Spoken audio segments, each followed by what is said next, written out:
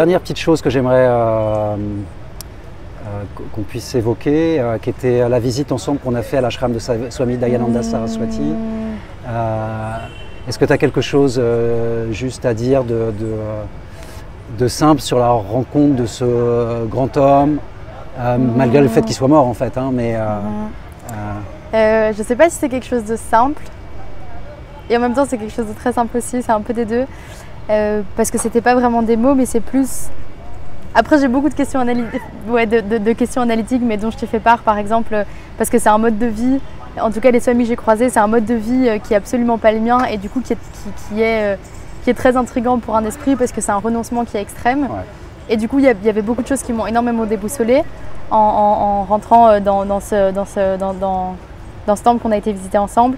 Et quand on a assisté à la cérémonie avec le Swami qui du coup a fait la cérémonie de dévotion où il a répété des Védas, j'ai été prise d'une grande émotion et du coup j'ai eu des larmes qui sont venues, mais c'était vraiment pas de l'ordre de la pensée, c'était pas une trop grande émotivité de ma part, c'était pas du tout cherché, mais j'ai compris, ou en tout cas j'ai eu des pensées qui m'ont traversée de l'ordre de tu viens d'arriver, tu es tellement jeune, et en fait c'était plus par rapport à la puissance de la cérémonie à laquelle on assistait, et pourtant c'était tellement simple et tellement humble parce qu'on devait être 4 dans la pièce et qu'il n'y a aucune... il n'y a rien d'ostentatoire, il n'y a aucun désir de montrer ou il n'y a aucun apanache.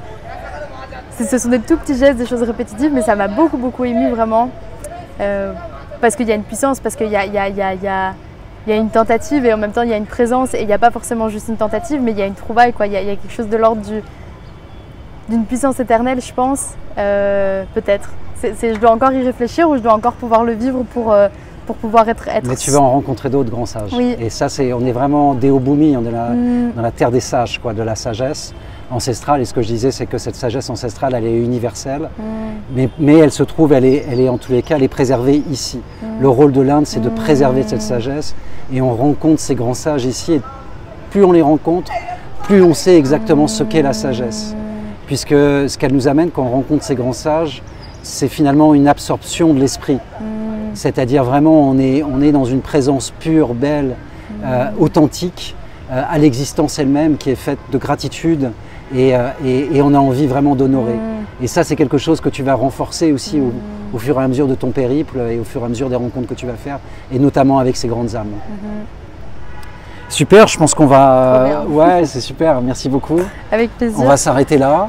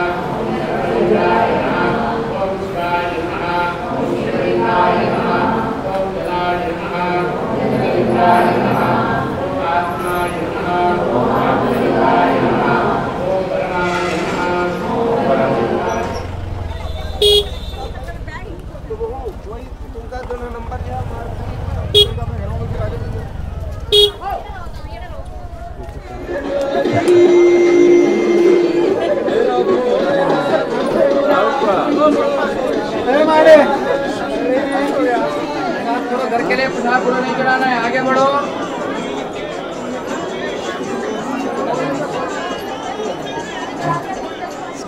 आगे खड़े मत रहिए, आगे बढ़ते रहो। चैंट ओम नमः शिवाय, ओम नमः शिवाय, ओम नमः शिवाय, ओम नमः शिवाय, ओम नमः शिवाय, ओम नमः शिवाय। चलिए आगे बढ़िए, आगे बढ़िए, आगे बढ़िए, खड़े मत रहिए, आगे बढ़ते रहो।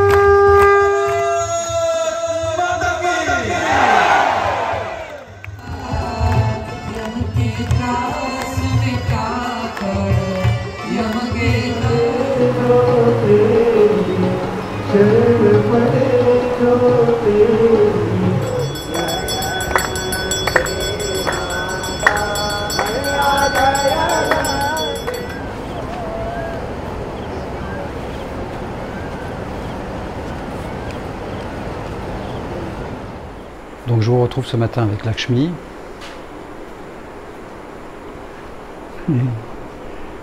qui est trop mignonne. Il y a toutes les mamans qui sont à côté, les autres bébés. Maintenant, ça fait à peu près 3 semaines que je suis ici et que j'apprécie vraiment mon temps ici parce que, bien sûr, c'est une espèce de parenthèse. C'est une aventure intérieure déjà par rapport au fait de pouvoir méditer, de pouvoir contempler de manière quotidienne, pratiquement plus aucune responsabilité, plus aucun rôle à jouer. Non pas que tous les rôles soient désagréables, loin de là, mais là en l'occurrence il n'y a plus grand chose à faire et puis c'est aussi avant tout une aventure humaine en fait, parce que voilà, dans cet ashram il y a beaucoup de travail à faire, il y a des employés, il y a des gens aussi qui viennent y résider, donc voilà, ça fait que c'est très vivant ici et en même temps très silencieux, en même temps, même si c'est un peu contradictoire. Non, ma chemise, non, pas ma chemise s'il te plaît. Ouais. Donc, alors ce que je voulais aborder avec vous ce matin, ce que j'essaye de faire dans cette vidéo en tous les cas, c'était de parler un petit peu de la dévotion. Voilà, c'était de dire, tiens, si je m'essayais à parler de la dévotion, chose qui n'est absolument pas évidente parce que bien sûr la dévotion, on sait ce que c'est et nous on en a une image qui est majoritairement en Occident très péjorative.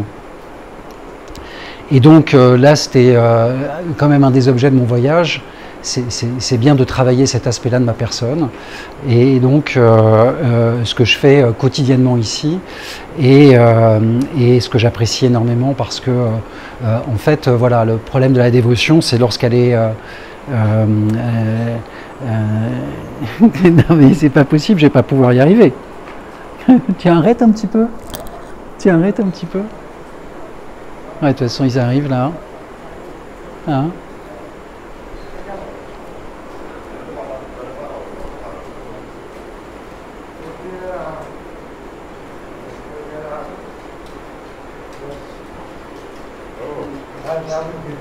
Recording.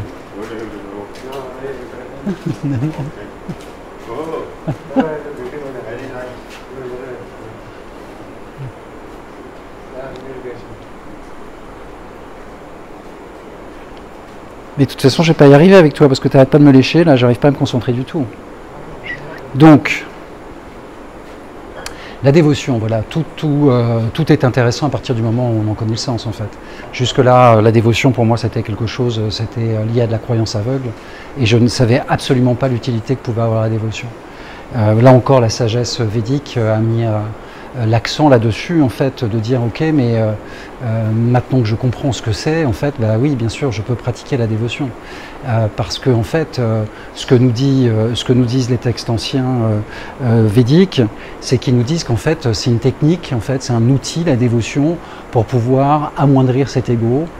C'est le seul outil d'ailleurs que l'on a à disposition pour pouvoir vraiment affaiblir l'ego, parce que sinon cet ego, bah, il est toujours présent, il est toujours fort, même dans le domaine spirituel. Et donc, pourquoi ça affaiblit l'ego? Bah, tout simplement parce qu'à un moment donné, la dévotion, c'est s'en remettre à plus grand que soi. Et de par là, s'en remettre un plus grand que soi, forcément amoindrit l'idée que j'ai, que les choses, que je suis une entité séparée avec des biens, non, l'ego c'est vraiment l'obstacle à réaliser que l'on fait partie d'un tout, que c'est un tout cohérent. Hein. Swami Chinmayananda dit quelque chose de très joli par rapport à ça, il dit qu'on ne vit pas dans un chaos, on vit dans un cosmos, l'univers est un cosmos, ce n'est pas un chaos. Ça veut dire qu'il y a des lois, que c'est organisé et que par rapport à ça, comment on fait pour finalement pouvoir vivre en harmonie avec ces lois? Déjà c'est les comprendre et les connaître, ce que la sagesse védique nous apprend. Voilà, il y a des milliers d'esprits qui ont réfléchi à cette thématique, au-delà de la connaissance qui a été révélée. Et puis à un moment donné, par rapport à ça, donc c'est vraiment l'idée de pouvoir voilà, laisser émerger la partie en fait de nous-mêmes qui n'est pas pris dans le prisme des peurs et des désirs. Hein, c'est ça l'idée. Petit à petit, plus on va sortir de ce prisme des désirs et des peurs, de cette dualité, plus en fait la partie pure et noble de nous-mêmes va pouvoir remonter, va pouvoir venir à la lumière. Et à partir de là, bien sûr, cet ego qui était aux commandes, il était aux commandes parce que il n'avait pas trop d'autres choix, il n'y a pas non plus qu'à le blâmer, il coopère en fait. Hein, il devient coopératif et c'est vraiment l'expérience que je fais ici avec la méditation, la contemplation et les cérémonies auxquelles j'assiste de manière quotidienne. Hein, par exemple, il y a 2 articles qui sont faits absolument magnifiques, 2 cérémonies du lever du soleil et du coucher du soleil qui sont faits tous les jours. Et j'y vais et c'est juste fabuleux parce que en fait, c'est presque une cérémonie particulière. Il y a le prêtre et moi, il n'y a personne d'autre. Donc voilà ce que je voulais partager dans cette vidéo, malgré le fait que j'étais quand même pas mal perturbé sur mon discours par Lakshmi. Mais ils sont trop mignons. Il m'a fallu du temps, mais petit à petit, en fait, dès qu'il y a quelque chose de nouveau, là j'étais en train d'installer ce matin la caméra, dès qu'il y a quelque chose de nouveau, ça les perturbe, ils sont complètement curieux et à observer vraiment tout ce qui vient. Et donc il a fallu aussi qu'ils m'apprivoisent. Et donc ça a pris du temps. Hein, pour les petits c'est plus simple, mais pour les plus grands, il faut quand même un certain temps. Voilà ce que je voulais partager avec vous. Juste venir 2 secondes à côté de toi qu'on puisse être tous les deux sur... J'étais hyper gênée quand même. Ça va, ça se voyait pas trop que j'étais gênée? Non, ça se voyait pas du tout. Ok, cool. Donc voilà, bon écoute, merci beaucoup. Merci à toi. Ouais, merci, voilà, on se fait un petit hug. Merci beaucoup, c'était trop chouette d'être rencontré avec toi. Oui, merci beaucoup. Et puis, à très bientôt, hein. Au plaisir. Salut, salut. Salut.